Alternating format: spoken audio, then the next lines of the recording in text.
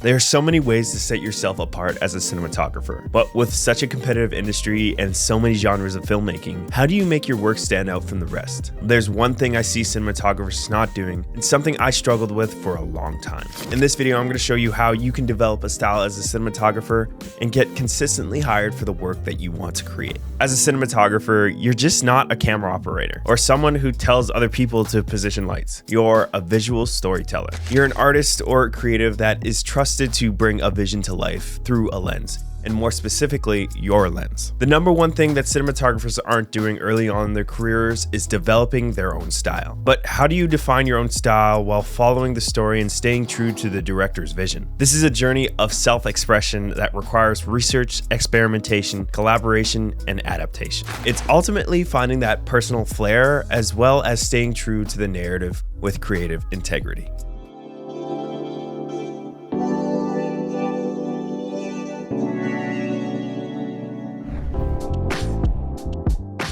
Research in cinematography is not merely about understanding the technical aspects. It's about learning from others who have already developed a style. One critical aspect of this journey is knowing your influences as well as inspirations. This means asking yourself, what films resonated with you? Which directors or cinematographers made you appreciate the art? What films and commercials ultimately excite you? And for cinematographers, this is in the form of lighting, composition, as well as camera movements. But how do you incorporate elements of work that inspires you into your own work while retaining your artistic integrity, also known as not ripping off somebody else's style? This is a delicate balancing act that requires the next step, which is experimentation.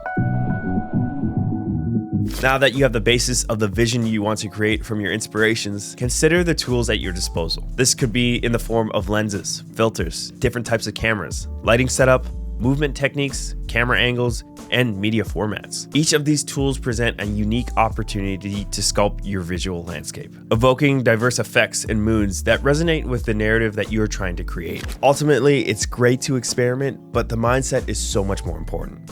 Don't be afraid to try something and it fails. This is something I adapted early on into my career and really had that mindset going into anything that I tried, and still have that to this day. There are so many situations where I've tried things and they didn't work, but I didn't let that discourage me. I experimented in my own work and projects and found the right solutions and techniques that worked and I could apply when they really mattered. This is a very important step in finding your own style, and it goes along with the phrase that practice makes perfect. Practice lighting techniques, camera movements, whatever you want to experiment in with your projects that don't necessarily matter. And what I mean by that is that projects that you create for yourself, where the stakes aren't as high, such as spec work, and apply the lessons that you learn to pay projects or a project that you are passionate about and where it really matters. Experimentation and finding your own style is a journey of self-discovery.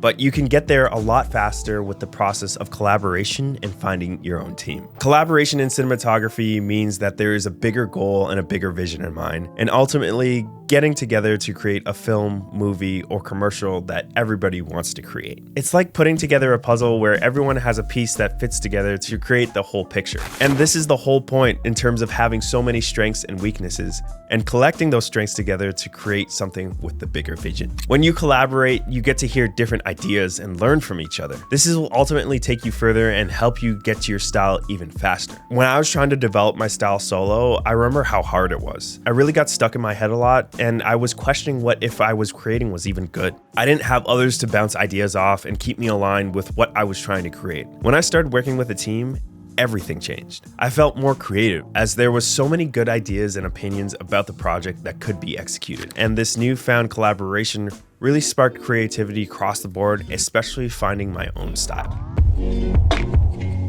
The last step in finding your style as a cinematographer is adaptation, and being willing to adapt in any situation possible. At its core, the adaptation process is about openness to change and kind of roll with the punches. Picture this: you're on set shooting a project for fun. You've watched countless films, analyzed lighting techniques, and studied camera movements. But now, this is where it matters. And theory only gets you so far. This is where adaptation kicks in. Maybe the location you scouted isn't as picturesque as you hoped, or perhaps the natural light is fading faster than expected. It's in these moments where you have to learn to think on your feet, improvising and adjusting your approach to make the most of what you have. This could be in changing your framing, tweaking your lighting setup, or even taking out or adding shots on the fly. But take these with a grain of salt, because adaptation is a very lengthy process that really relies on experience. The more practice you have and the more time that you have behind a camera in certain situations, adaptation really kicks in terms of what you really feel that you have to do in each situation. But adaptation isn't just about problem solving, it's also about honoring your creative instincts. It's about taking risks, trying out new techniques, and pushing the boundaries of your comfort zone. Sometimes it's more about learning from your mistakes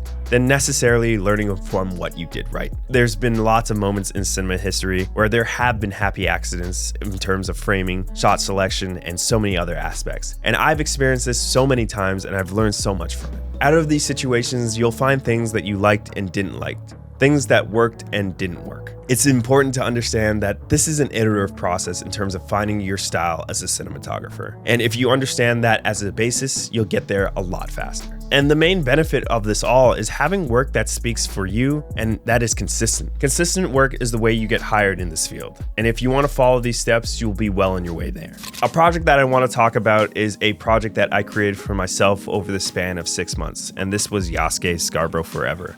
Just like figuring out that could be someone outside of the box, like being myself type thing.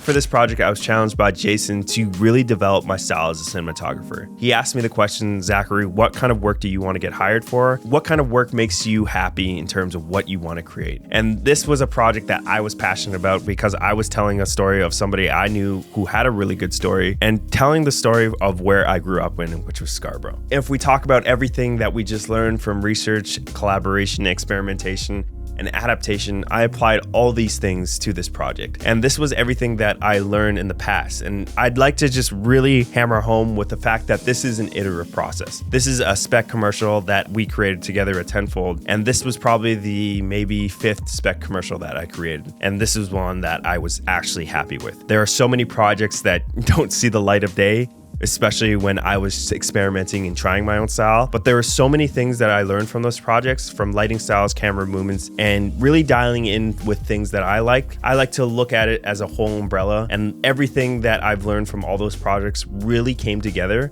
in this cohesive project that defined me. To give you more context, this project was shot over this period of 6 months. It was something that I chipped away at and really wanted to dive into and really was inspired. This goes into the process of collaboration and having somebody that really inspired me to push myself. And then this goes into the aspect of research and finding references that I really resonated with, that I really wanted to adapt to the style that I was creating and not necessarily rip off. I wanted to create it more originally and pay homage to all the paid work and everything that has already been done. And this goes to show that this is a process. And I made that project 2 years ago, and I only started seeing actual traction of it, of people saying, I really like this project that you created. How can we apply this to the work that we're doing?